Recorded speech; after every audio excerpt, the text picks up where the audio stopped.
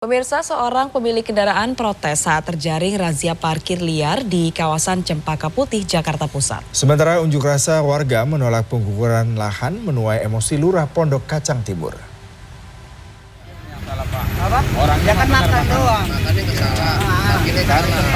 Tidak terima kendaraan yang diderek paksa, seorang pemilik kendaraan protes kepada petugas suku dinas perhubungan saat terjadi razia parkir liar di kawasan Cempaka Putih, Jakarta Pusat, Selasa pagi. Ia berdalih sedang makan dan menilai mobilnya yang parkir di bahu jalan tidak mengganggu lalu lintas. Kalau mau makan parkir di mana? Walaupun negosiasi berlangsung alot, petugas tetap menderek paksa kendaraan. Seluruh kendaraan yang terjaring razia diderek ke parkir Irti Monas untuk dikenakan retribusi Rp500.000. Saya kumpulkan di kelurahan itu biar sepakat. Kalau tidak, tidak. Lurah Pondok Kacang Timur ini emosi saat sejumlah warga Kampung Bulak, Kecamatan Pondok Aren, Tangerang Selatan berunjuk rasa Selasa siang. Sebelumnya massa sempat menyoraki lurah saat baru tiba di lokasi. Massa menolak rencana pengukuran lahan yang dilakukan Badan Pertanahan Nasional Kota Tangerang Selatan, termasuk fasilitas sosial dan fasilitas umum. Koordinator aksi menyatakan warga sering mendapatkan intimidasi dari para preman yang ingin menguasai lahan. Padahal warga sudah menempati lahan lebih dari 30 tahun. Sementara itu Lurah Pondok Kacang Timur Murtado menjelaskan pihaknya sudah memfasilitasi pemilik lahan dengan masyarakat penggarap. Tim Liputan, CNN Indonesia. Banjir dengan ketinggian hingga 1 meter merendam ratusan rumah di Desa Kadu, Kabupaten Tangerang, Banten pada Selasa sore. Selain merendam rumah, jalan utama desa juga terputus hingga membuat aktivitas warga lumpuh total. Kapal berisi TKI ilegal tenggelam saat akan berangkat dari Batam menuju Malaysia. 1 penumpang kapal meninggal, sementara 6 orang lainnya termasuk anak-anak masih dalam pencarian. Selengkapnya dalam Indonesia 24 jam.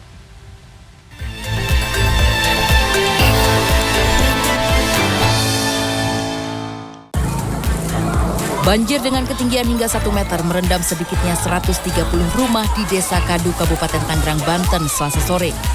Warga kini beraktivitas menggunakan perahu karet karena jalan utama desa terputus banjir. Selama banjir, sebagian warga mengungsi ke rumah sanak saudara, sementara lainnya bertahan di lantai 2 rumah.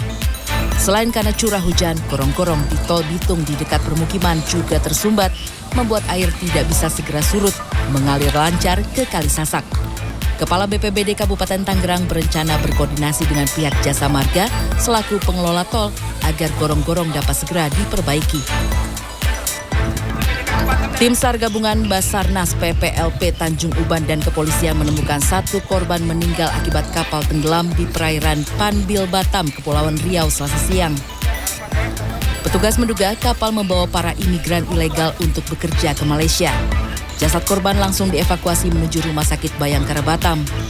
Kapal berpenumpang 8 orang berangkat dari Batam tujuan Malaysia pada Senin malam. Kapal itu terbalik setelah diterjang gelombang tinggi. Selain 1 orang meninggal dunia, 1 lainnya selamat dan 6 lainnya termasuk anak-anak masih dalam proses pencarian.